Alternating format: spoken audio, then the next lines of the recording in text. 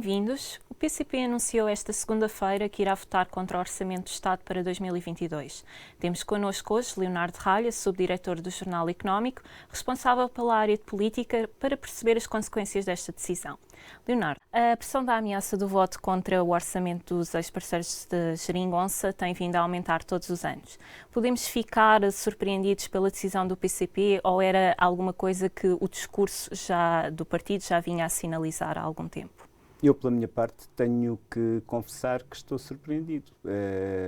O PCP habituou o país nos últimos anos a fazer como é que havemos de dizer isto? Uma espécie de bailado na negociação orçamental que termina sempre da mesma maneira.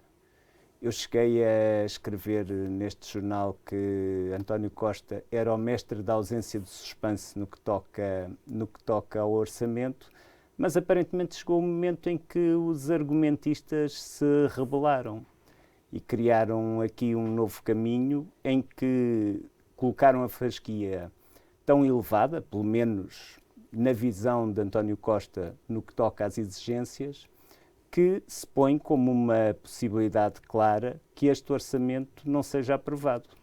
Mas achas que ainda existe a possibilidade do orçamento vir a ser viabilizado na quarta-feira pelo PCP ou por uma outra solução? Eu acredito que sim. Porque muitos terão...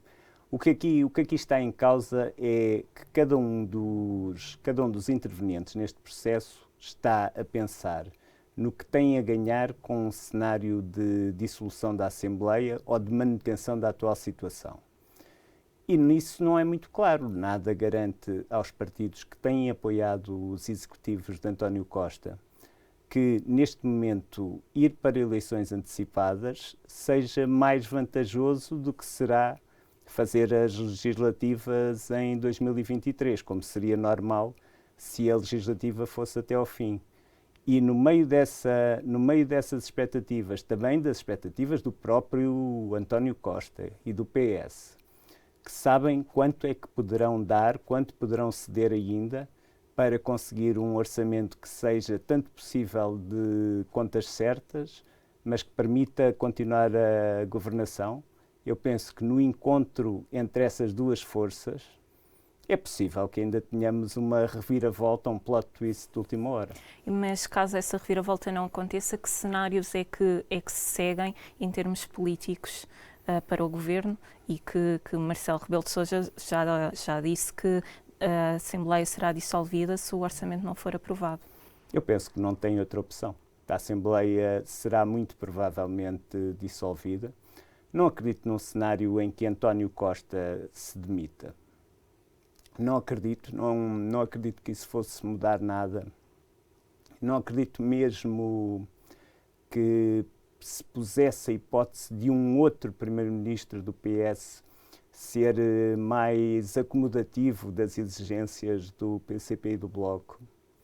Portanto, o processo que aqui teremos é muito provavelmente ir para eleições antecipadas, que segundo os prazos legais poderia atirar essa data para a altura de Natal, o que, em princípio, e por tudo o que tem sido dito por Marcelo Rebelo de Sousa, nos faz pensar que a votação aconteça, nesse caso, no início de 2022, para passar a época natalícia. Obrigada, Leonardo. Obrigada por nos assistir. Pode acompanhar esta e outras notícias em jornaleconómico.pt.